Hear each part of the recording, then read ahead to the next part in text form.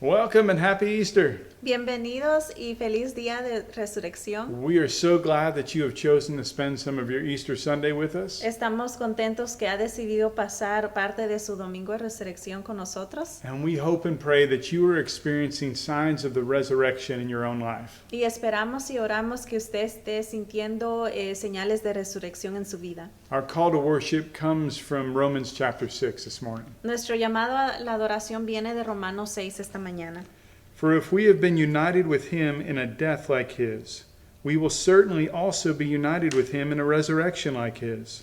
For we know that our old self was crucified with him, so that the body ruled by sin might be done away with, that we should no longer be slaves to sin, because anyone who has died has been set free from sin. En efecto, si hemos estado unidos con Él en su muerte, sin duda también estaremos unidos con Él en su resurrección. Sabemos que nuestra vieja naturaleza fue crucificada con Él para que nuestro cuerpo pecaminoso perdiera su poder. De modo que ya no seguiremos siendo esclavos del pecado, porque el que muere queda libre del pecado. Now if we died with Christ, we believe that we will also live with him. For we know that since Christ was raised from the dead, he cannot die again. Death no longer has mastery over him. The death he died to sin once for all. But the life he lives to God. Ahora bien, si hemos muerto con Cristo, confiamos que también viviremos con Él, pues sabemos que Cristo, por haber sido levantado de entre los muertos, ya no puede volver a morir. La muerte ya no tiene dominio sobre Él. En cuanto a su muerte, murió al pecado una vez y para siempre. En cuanto a su vida, vive para Dios. In the same way, count yourselves dead to sin, but alive to God in Christ Jesus. Therefore, do not let sin reign in your mortal body so that you obey its evil desires.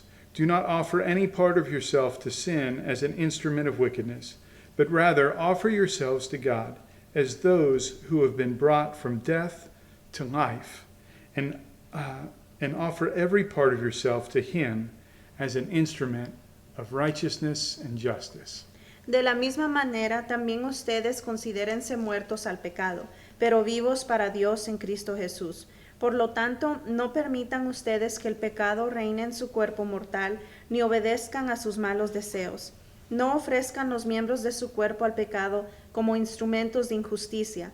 Al contrario, ofrézcanse más bien a Dios como quienes han vuelto de la muerte a la vida, presentando los miembros de su cuerpo como instrumentos de justicia.